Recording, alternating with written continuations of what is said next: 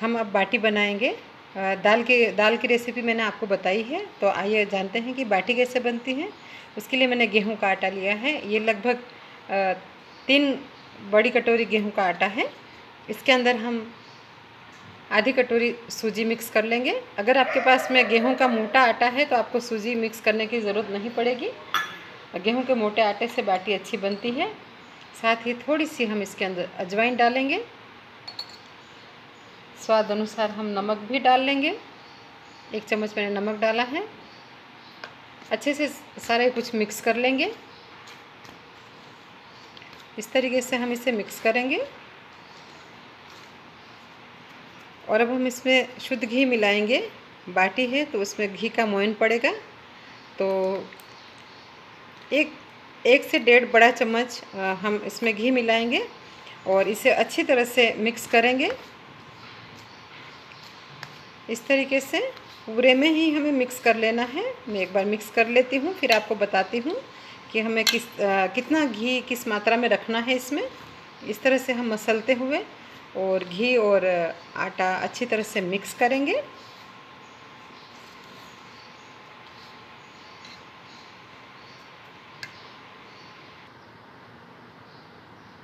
आटा मैंने अच्छी तरह से घी के साथ में मिक्स कर लिया है। देखिए इस तरह का मोयन देना है हमें, बहुत ज़्यादा भी नहीं और एकदम कम भी नहीं। और अब हम थोड़ा थोड़ा पानी का छींटा देते हुए इसका आटा तैयार कर लेंगे बाटी का। लेकिन हमें रोटी जैसा गीला नहीं रखना है और ना ही बहुत ज़्यादा टाइट रखना है। नॉर्मल आटा लगाना है, रोटी से थोड़ा सा टाइट आटा लगाना है। तो मैं आटा लगा लेती हूँ और फिर आपको बताती हूँ कि हमें कितना और किस तरह से आटा लगाना है।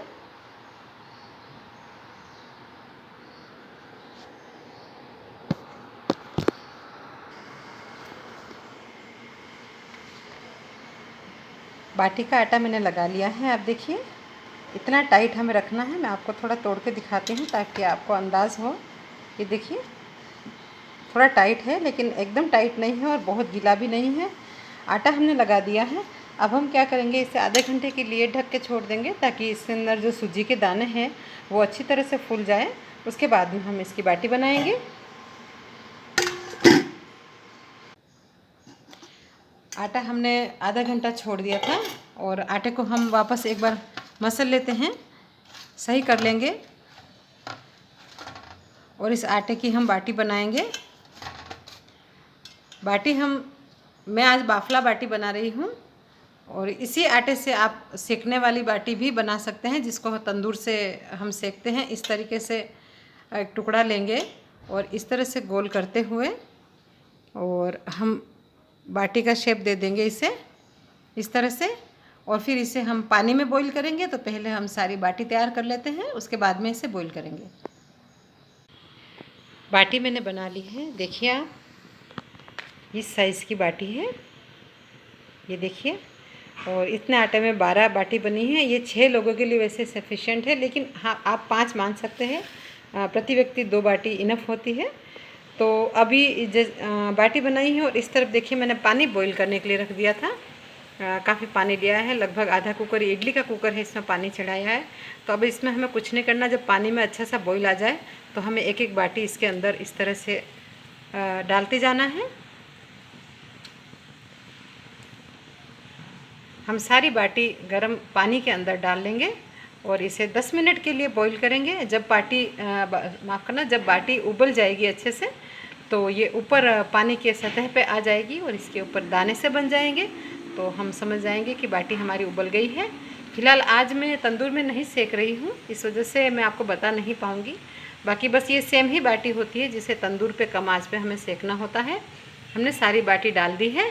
इसे अभी हम मिक्स नहीं करेंगे, कुछ देर के लिए इसमें ऐसे ही रहने देंगे। आँच अभी फुल रखेंगे, ढक्कन लगा देते हैं और इसे उबलने देते हैं। अगर उबलते हुए पानी थोड़ा बाहर आने लगे, ऐसी हालात में हमें 1 चम्मच ऑयल डाल देना है इसके अंदर और ढक्कन को थोड़ा खुला रखना है ताकि इसका पानी बहुत ज़्यादा बाहर ना गिरे।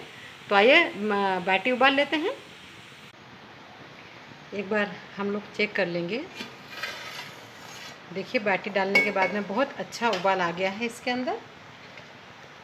मैं थोड़ा सा इसे ऊपर नीचे कर लूँगी, बाटियों को अपनी जगह से थोड़ा सा छुड़ा दूँगी ताकि ये नीचे लगे नहीं। इस तरह से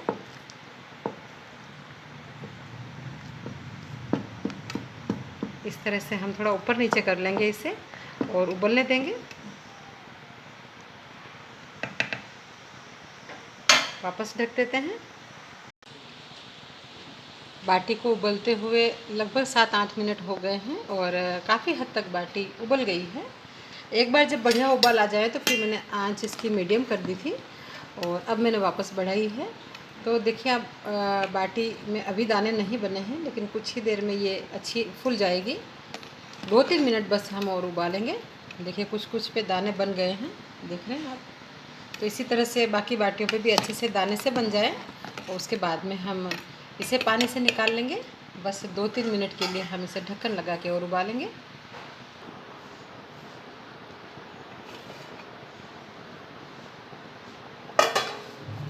बाटी उबल गई है, मैं एक बार चेक कर लेती हूँ। देखिए अच्छे से दाने से बन गए हैं, तो उबल गई है। और देखिए आप बर्तन के साइड में भी देखिए, आप थोड़ा आटा सा लगा हुआ है, इसका मतलब बाटी अच्छी उबल गई है। तो अब हम क्या करेंगे, सारी बाटी एक एक करके और निकाल लेंगे। गैस बंद कर लेते हैं और सारी बाटी इस तरह से निकाल लेते हैं। सारी बाटी को हमने काट लिया है और इस तरफ हमारा तेल घी भी गर्म हो गया है।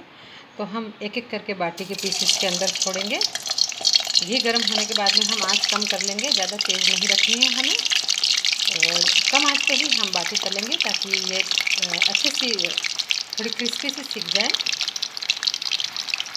इस तरीके से हम जितने पीस एक बार में आ सकते हैं उतना डाल लेंगे। थोड़ा सा हल्का सा इसे चला लेती हूँ ताकि ये चारों तरफ से घी में डूब जाएं अच्छे से।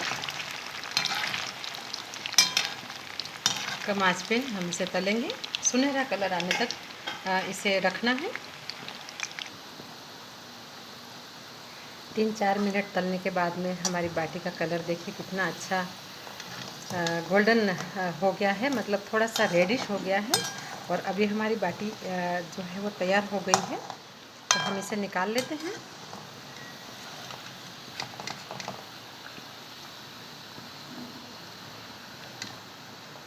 मैं इसे एक बर्तन में निकाल लेती हूँ, बाकी वाली भी निकाल लेती हूँ।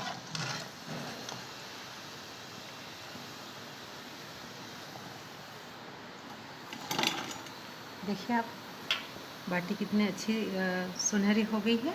तो इसी तरह से मैं बाकी की बाटियाँ भी तल लेती हूँ। तो इस तरह से हमने सारी बाटियाँ तल ली है। और जब अगर दाल बाटी की बात आती है तो चूरमे की बात ज़रूर आती है। तो बाटी बनाने के बाद में चूरमा बनाना बहुत आसान है। इसी बाटी में से मैंने कुछ बाटी अलग यहाँ ले ली है और इसे मैं हाथ से मैश करूँगी। इस तरह से हम इसके टुकड़े कर लेंगे मसलते हुए। आप चाहें तो मिक्सी में हल्का सा इसे क्रश कर सकते हैं। तो इस तरह से हम बाटी के पूरा चूरा कर लेते हैं।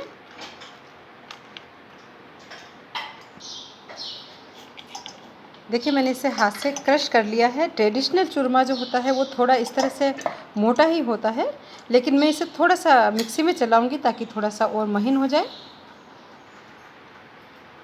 देखिए मैंने मिक्सी में थोड़ा सा इसे क्रश कर लिया है, थोड़ा सा बारीक हो गया है। अब हम इसके अंदर चीनी मिलाएंगे। मैंने देसी जो होती है चीनी, बूरा शक्कर, वो ली है। तो स्वाद अनुसार हम मिलाएंगे। आपके पास ज़रूरी नहीं है कि देसी ही मिलाना, आप जो नॉर्मल चीनी है उसको पीस के मिला सकते हैं। और साथ ही साथ में मैं थोड़े से ड्राई फ्रूट्स है, काजू और बादाम वगैरह, वो मिला रही हूँ। थोड़ी सी इलायची का पाउडर है वो भी मैं डाल रही हूँ और थोड़ा सा मैं घी डालूँगी। चूरमा है तो घी ज़रूरी है। अब हम इन सब चीज़ों को मिक्स कर लेंगे अच्छी तरह से। घी और चीनी आप अपने हिसाब से कम ज़्यादा कर सकते हैं। अगर आपको इसके लड्डू बनाने हैं तो आपको घी ज़्यादा डालना पड़ेगा। अगर लड्डू नहीं बनाने हैं, सिर्फ चूरमा ही रखना है, तो आप इसे बस इसी तरह से मिक्स कर लीजिए और ये चूरमा आपका तैयार हो जाएगा। एक बार आप इसकी शक्कर को चख सकते हैं, अगर आपको कम लगती है तो आप थोड़ी सी और ऐड करें। और अगर आप चूरमा बनाना चाहते हैं तो थोड़ा सा घी बढ़ाएं और फिर इस तरीके से इसे लड्डू बांधें। ये देखिए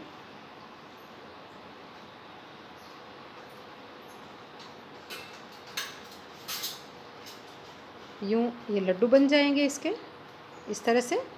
तो हमारी ये दाल बाटी और चूरमा तैयार हो गया है। तो आइए इसकी प्लेटिंग कर लेते हैं हम। तो इस तरह से हमने सारी बाटियां तल ली है। और जब अगर दाल बाटी की बात आती है तो चूरमे की बात ज़रूर आती है। तो बाटी बनाने के बाद में चूरमा बनाना बहुत आसान है। इसी बाटी में से मैंने कुछ बाटी अलग यहाँ ले ली है और इसे मैं हाथ से मैश करूँगी। इस तरह से हम इसके टुकड़े कर लेंगे मसलते हुए। आप चाहें तो मिक्सी में हल्का सा इसे क्रश कर सकते हैं। तो इस तरह से हम बाटी के पूरा चूरा कर लेते हैं।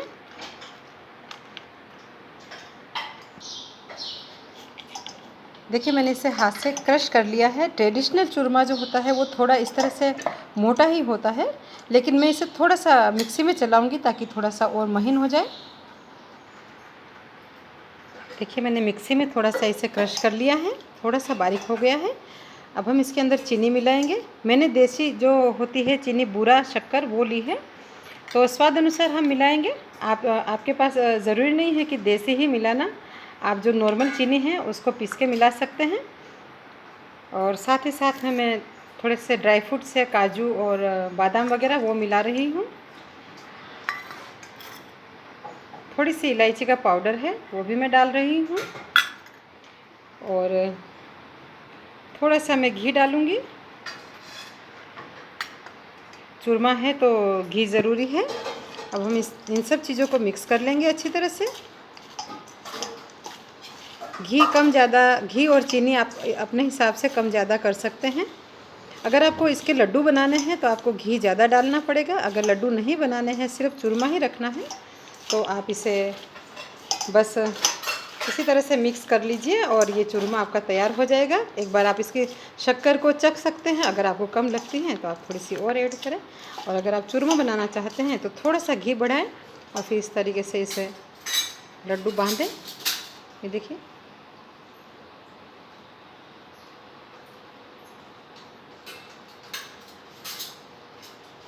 यूँ ये लड्डू बन जाएंगे इसके इस तरह से। तो हमारी ये दाल बाटी और चूरमा तैयार हो गया है। तो आइए इसकी प्लेटिंग कर लेते हैं हम। तो दाल बाटी और चूरमे की हमारी ये थाली तैयार हो गई है दोस्तों। देखिए मैं आपको एक एक चीज़ पास से दिखाती हूँ। ये बाटी है बाफला बाटी। इसी बाफला बाटी से हमने ये लड्डू बनाए हैं, चूरमा के लड्डू। ये दाल है और इस तरफ हमने चूरमा रखा है। और जैसा कि ट्रेडिशन है घी का दाल बाटी में ऊपर से घी लेने का, तो थोड़ा शुद्ध घी भी रखा है और साथ में थोड़े प्याज और नींबू है। तो ये दाल बाटी की ट्रेडिशनल राजस्थानी थाली तैयार हो गई है। आप भी इसे ज़रूर एक बार ट्राई करें। थोड़ी मेहनत तो है लेकिन स्वाद इसका बहुत अलग है। तो अगर आपको मेरा ये वीडियो पसंद आया है, अगर आपने मेरी रेसिपी को एंजॉय किया है तो इसे लाइक करें, मेरे चैनल को सब्सक्राइब करें और मेरे साथ जुड़े रहें। अगर आपको अच्छी लगी है रेसिपी तो अपने दोस्तों के साथ ज़रूर शेयर करिएगा। Thank you so much.